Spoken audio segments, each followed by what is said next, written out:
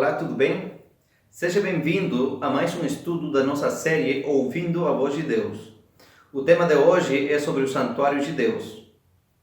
Como você vê, hoje o nosso cenário é um pouquinho diferente. Eu trouxe para vocês aqui o santuário que se construiu lá no deserto para assim poder entender melhor a nossa lição de hoje. Então eu te convido que você feche seus olhos para a gente fazermos uma oração. Senhor Deus, nesse momento vamos estudar a lição maravilhosa, uma lição tão importante, tão maravilhosa quanto do santuário. Por favor, nos dê discernimento e sabedoria para aprender o que o Senhor quer nos falar. Em nome de Jesus oramos. Amém. Muito bem, a primeira pergunta diz assim: que pedido especial fez Deus a Moisés? O texto bíblico está em Êxodo capítulo 25, vamos ler o versículo 8 e o 40. Diz assim, versículo 8: E me farão um santuário, e habitarei no meio deles, no meio do povo de Israel. Versículo 40: Atenta, pois, que o faças conforme o seu modelo, que te foi mostrado lá no monte. Quem pediu para construir o santuário foi o próprio Deus. Deus disse: olha, eu quero estar no meio do meu povo. Tá? Você vai construir um santuário, e esse santuário tem que ser de acordo com o modelo que te apresentei lá no monte. Quando Moisés subiu lá no monte Sinai, Deus lhe apresentou ali como que deveria ser o santuário. Deus lhe mostrou o verdadeiro santuário e Deus lhe disse: agora você vai fazer uma maquete. Tá? Você vai fazer de acordo com o modelo que te apresentei, faça assim um santuário. E eu trouxe para vocês aqui uma cópia dessa cópia. Eu tenho aqui uma maquete do santuário de como que ele era, tá bom? E Deus disse: olha, eu quero estar no meio do meu povo. E realmente o santuário estava no meio do povo de Israel. Do lado esquerdo haviam 3 tribos, dessa parte aqui haviam outras 3, na parte da frente outras 3 tribos e do lado direito outras 3 tribos. Então as 12 tribos estavam ao redor do santuário, e bem no meio estava a presença de Deus. Aqui nesse lugar se manifestava a presença de Deus, tá bom? Então, o pedido de Deus foi que Moisés construísse o santuário de acordo com o modelo que Deus lhe mostrou, tá bom? A segunda pergunta diz assim: como era o santuário? O texto bíblico está aqui em Êxodo capítulo 40. Não vamos ler todo o capítulo, mas eu vou fazer um resumo mostrando para vocês essas partes do santuário. Eu acho que todos vocês vão entender como que acontecia aqui o serviço, o ritual nesse lugar, tá bom? Muito bem, então vocês veem aqui que o santuário, né? Eu vou explicar para vocês que o santuário tinha 4 partes importantes. A primeira parte estava aqui no acampamento, tá? Era muito importante isso. A segunda parte era aqui o pátio. O povo podia chegar somente até o pátio, tá bom? A terceira parte do santuário é esse lugar aqui, o lugar santo. Até aqui podiam entrar somente os sacerdotes, tá? Todos os dias os sacerdotes entravam aqui. E a quarta parte é o lugar santíssimo, chamado também o Santo dos Santos. Aqui podia entrar somente o sumo sacerdote, e uma vez durante o ano, tá bom? Então, recapitulando as 4 partes importantes do santuário: o acampamento, o pátio, o lugar santo e o lugar santíssimo. No pátio haviam 2 móveis. Estava aqui o altar dos sacrifícios, onde se sacrificavam os cordeiros. Depois aqui estava uma pia de bronze. Tá? Uma pia era um pequeno lavacro. Era um lugar onde os sacerdotes se lavavam as mãos, o corpo. Quando se construiu esse santuário aqui no deserto, era um santuário que se podia transportar, tá? Então a escala era um pouco menor. Quando Salomão construiu o santuário lá em Israel, ele construiu em uma escala muito maior. Por exemplo, aqui a pia não era apenas uma pia, era uma piscina carregada por 12 bois. Na verdade, imagens de 12 bois, tá? Então, mas essa era a pia. Depois você entrava aqui havia uma porta, você entrava aqui no lugar santo. No lugar santo havia 3 móveis, estava a mesa com os pães, haviam 2 fileiras de pães, em cada fileira 6 pães. Tá? Do lado esquerdo estava aqui um candelabro, também chamado de lâmpada, que tinha 7 braços. Tá? Bem aqui no meio estava o altar do incensário. Tá? E depois, quando se entrava no próximo compartimento, ali encontramos a Arca da Aliança, na qual haviam 2 querubins, tá? Que se chamam querubins protetores ou cobridores. E dentro da Arca da Aliança haviam 3 coisas. Ali estava em primeiro lugar a Santa Lei de Deus, escritas em 2 tábuas de pedra que Deus entregou para Moisés. Também ali estava o bordão de Arão e um pote com um pouco de maná, o alimento que caiu no deserto enquanto Israel estava viajando rumo a Canaã. Tá bom? O que acontecia aqui? Basicamente, aqui aconteciam os sacrifícios. Tá? Aqui se sacrificavam os animais para dessa maneira o ser humano ser perdoado. A nossa próxima pergunta da nossa lição disse assim: qual era o sacrifício diário e o que ele significava? Vamos abrir a nossa Bíblia em Êxodo capítulo 29, vamos ler a partir do versículo 38 até 42. Isto, pois, é o que oferecerei sobre o altar: dois cordeiros de 1 ano cada dia continuamente. Um cordeiro oferecerás pela manhã e o outro cordeiro oferecerás à tardinha. Com um cordeiro, a 10ª parte de 1 efa de flor de farinha, misturada com a 4ª parte de 1 hin de azeite batido, e para a libação a 4ª parte de 1 hin de vinho. E outro cordeiro oferecerás à tardinha, e com ele farás como com a oferta da manhã e conforme a sua libação, por cheiro suave, oferta queimada ao Senhor. Este será o holocausto contínuo por vossas gerações, a porta da tenda da congregação perante o Senhor, onde vos encontrarei para falar contigo ali. Então, o santuário era um lugar onde aconteciam os sacrifícios. Disse que se escolhiam 2 cordeiros cada dia para serem sacrificados, um cordeiro na parte da manhã e outro cordeiro à parte da tarde. O cordeiro da parte da manhã era sacrificado 9 horas. E o cordeiro da tarde era sacrificado às 15 horas da tarde, tá bom? Então, além dos sacrifícios pessoais, haviam 2 sacrifícios que todos os dias se faziam, tá bom? Agora, eu explico para vocês como que era esse processo diário. Quando um israelita ele pecava, ele devia o quê? Ele devia morrer, porque a Bíblia diz que o salário do pecado é o quê? É a morte. Mas havia uma maneira através do qual os israelitas podiam ser perdoados. E isso acontecia aqui no acampamento.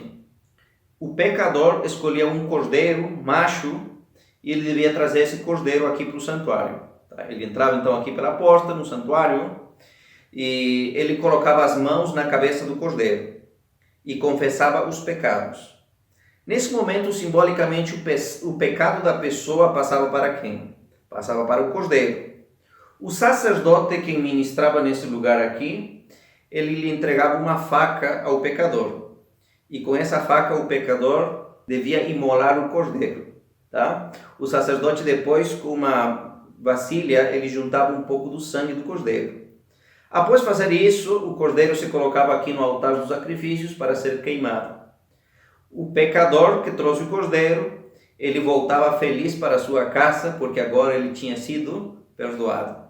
A parte do pecador terminava ali. Agora, quem devia continuar o processo devia ser o sacerdote, que ministrava aqui. Tá? Mas o pecador ele já tinha sido perdoado, porque o pecado dele foi transferido para o cordeiro.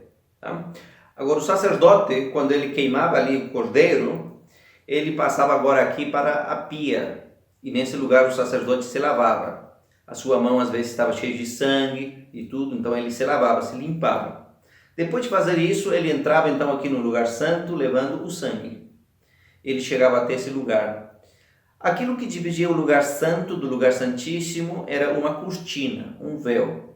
E nessa cortina havia desenhos de anjos subindo e descendo. Então nessa cortina, o sacerdote, ele aspergia, jogava o sangue da vítima. Tá? Dessa maneira, o pecado da pessoa que havia passado para o cordeiro, agora do cordeiro passa para o santuário. O santuário se contaminava com o pecado que havia entrado ali. Tá? E isso acontecia todos os dias. Tá? Então, além dos sacrifícios da parte da manhã e da tarde, havia outros sacrifícios que os pecadores faziam para serem perdoados das suas falhas, dos seus pecados. Tá? Agora imagina, todo dia estar colocando sangue aqui nesse lugar. Eu não sei se alguma vez você já viu encher, por exemplo, um pano, molhar, por exemplo, um pano com sangue. E você molha um dia, 2 dias. Como que fica esse pano? Além de fedido, fica o quê? Fica podre. Então agora imagine durante um ano colocar sangue todos os dias. Como que ficava esse véu aqui? Ficava muito podre, fedia, né? Então aqui o simbolismo é que os nossos pecados são assim. Os nossos pecados fedem na presença de Deus. Os nossos pecados são desagradáveis. Tá? Para que isso melhorasse a situação aqui no lugar santo, estava aí o altar do incensário. Aqui haviam algumas ervas especiais que se queimavam, e essas ervas eram como um perfume. Ele perfumava esse lugar aqui, do lugar santo. Tá? Assim são as nossas orações. Os nossos pecados são fedidos, mas quando a gente ora a Deus, pede perdão, clama por misericórdia, isso é um cheiro agradável na presença de Deus. E como esse lugar era aqui fechado, você precisava de luz. É para isso que estava o candelabro. O candelabro iluminava esse lugar, tá bom? Então esse era o serviço diário que acontecia lá no santuário. A próxima pergunta da nossa lição diz assim, a 4. Qual era a cerimônia mais solene do ano? O texto bíblico está aqui em Levítico, capítulo 23, do versículo 27 até 31. Ali está basicamente falando do dia da expiação, chamado também o dia do Yom Kippur. Era o dia quando o sumo sacerdote entrava do lugar santo para o lugar santíssimo. Já lhes disse que o sacerdote entrava todos os dias aqui, mas não lhe era permitido entrar no lugar santíssimo. Agora, uma vez durante o ano, o sumo sacerdote ele devia entrar aqui nesse lugar, no lugar santíssimo, para fazer 2 coisas. Primeiro, para julgar o povo de Israel, e segundo, para fazer a limpeza ou purificação, porque se trocava o véu aqui, porque o véu já estava ficando podre, estava fedido. Então se trocava, se tirava esse véu podre e se colocava um novo véu, uma nova cortina. E isso acontecia no dia da purificação. E esse dia era o dia mais importante. Tá? Era um dia, na verdade, de vida ou morte. A próxima pergunta da nossa lição diz assim, número 5. Em que consistia a purificação do santuário? Todas as lições estão aqui no livro de Levítico, capítulo 16. Eu vou explicar para vocês como que acontecia o processo da purificação aqui do santuário. Tá? Todos os dias que ministrava, já falamos que era o sacerdote, mas no dia da expiação, quem ministrava era o sumo sacerdote. Então ele vestia suas vestes de gala e ele entrava aqui no pátio. Ele tomava banho, ele se preparava, tá? Devia inclusive oferecer sacrifícios por ele. Ele oferecia, por exemplo, um bezerro como sacrifício pelos seus pecados. E antes dele entrar aqui no lugar santo, os sacerdotes deviam trazer 2 bodes, tá? 2 bodes machos. E estava aqui na entrada. Antes do sumo sacerdote entrar, ele lançava sorte para escolher um bode para Deus e outro bode para Azazel, que representava aqui a Satanás, tá bom? Então ele escolhia. Então ele lançava sorte e escolhia. O bode que era escolhido para Deus era sacrificado aqui no altar do sacrifício antes do sacerdote entrar. O bode que foi escolhido para Azazel, Satanás, ele ficava aí, tá bom? Então o sacerdote entrava, e era um dia tão solene que inclusive o sacerdote, ele tinha uma corda que estava amarrada aí na sua cintura, porque se ele tinha pecados, ele ia morrer aqui dentro. Então os outros sacerdotes podiam puxar, tá bom? Por isso, antes dele entrar, tinha que ter sacrifício, tinha que tomar banho e tudo isso, tá? Então o sacerdote entrava até o lugar santíssimo. Nesse lugar santíssimo, o sacerdote intercedia pelo povo de Israel. E ao mesmo tempo também acontecia ali o processo de julgamento. Porque em todos esses sacrifícios, havia alguns israelitas que não eram sinceros, não eram verdadeiros. Muitos deles entravam aqui, colocavam as mãos na cabeça do cordeiro, mas na verdade por dentro não eram genuínos, não estavam arrependidos de verdade. E muitos inclusive nem sequer tinham feito nenhum sacrifício, porque achavam que era uma coisa sem importância. Tá? Então quando o sumo sacerdote entrava aqui, ele julgava se os sacrifícios que foram feitos aqui eram genuínos ou falsos. Tá? E quando ele terminava de fazer esse processo e ele saía aqui, tá? Ali era um dia de vida ou morte. Se os israelitas foram verdadeiros e sinceros, eles continuavam vivos. Mas se havia algum que foi falso, que ofereceu sacrifício, mas com o coração contaminado, não foi verdadeiro, então essa pessoa morria. Então o dia da expiação era um momento que o sumo sacerdote intercedia pelo povo, mas também julgava. Era um dia de vida ou morte. Enquanto o sumo sacerdote estava aqui, todo o povo de Israel devia estar chorando, clamando, pedindo perdão a Deus, confessando seus pecados. Tá? Não, ninguém ficava aí brincando, achando que era um dia qualquer. Não, era um dia de vida ou morte. Então, quando o sumo sacerdote saía, ele colocava as mãos na cabeça do bode que foi escolhido para Azazel. Simbolicamente, então, ele transferia todo o pecado que estava aqui nesse véu, no santuário, né? Transferia agora para o bode. E havia já uma pessoa escolhida para levar esse bode fora do acampamento, lá no deserto, e abandoná-lo, para que finalmente as feras do deserto acabassem com esse bode. Isso tem um significado maravilhoso, tá? Porque finalmente, quem é o causante, instigador de tudo, de todo o pecado, quem é? É Satanás. Por isso, um dia, Satanás finalmente ele vai carregar o pecado de todo ser humano e ele vai pagar as consequências disso, tá bom? Dessa maneira acontecia então a purificação do santuário. Feito isso, novamente continuava agora o serviço diário. Dessa maneira acontecia ano após ano.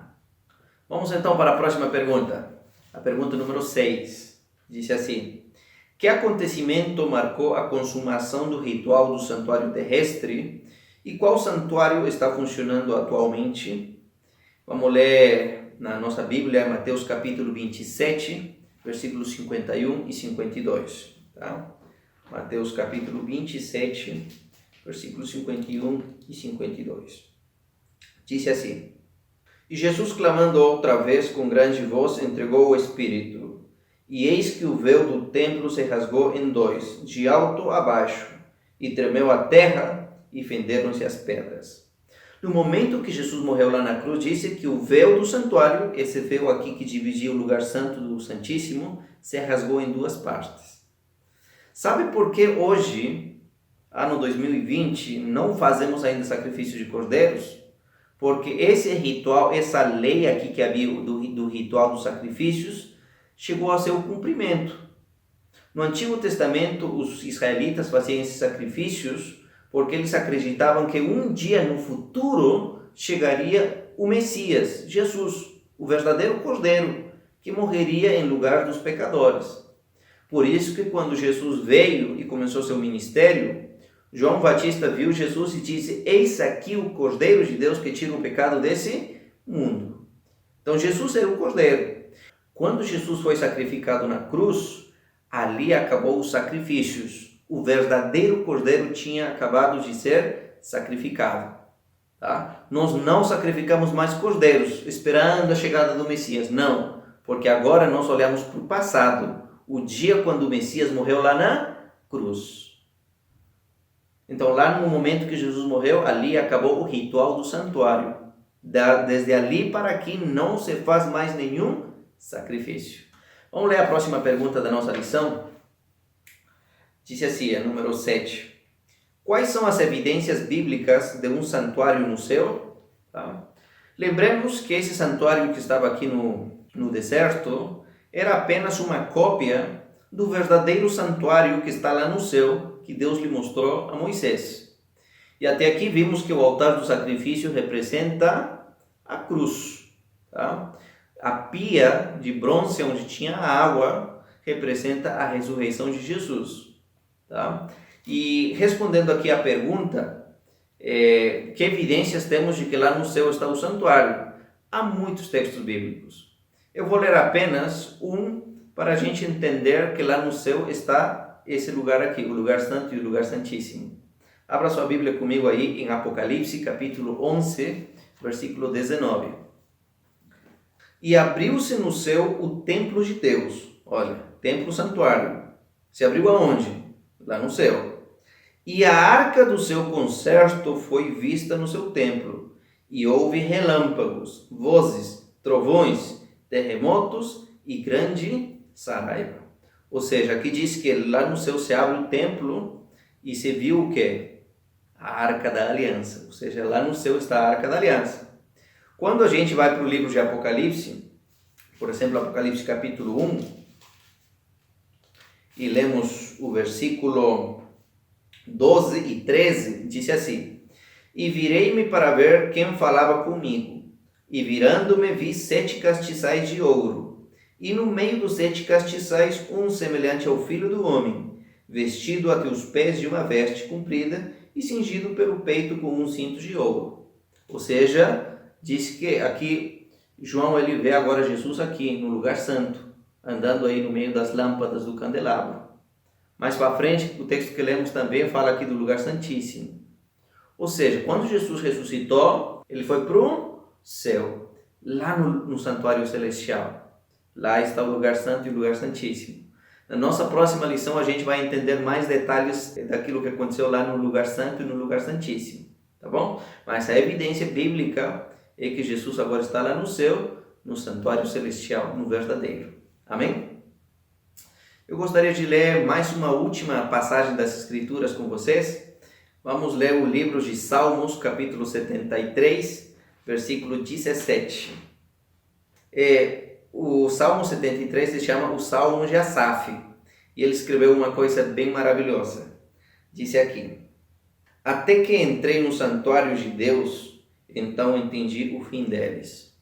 Quando você lê todo o capítulo, você entende que Asaf ele estava perturbado.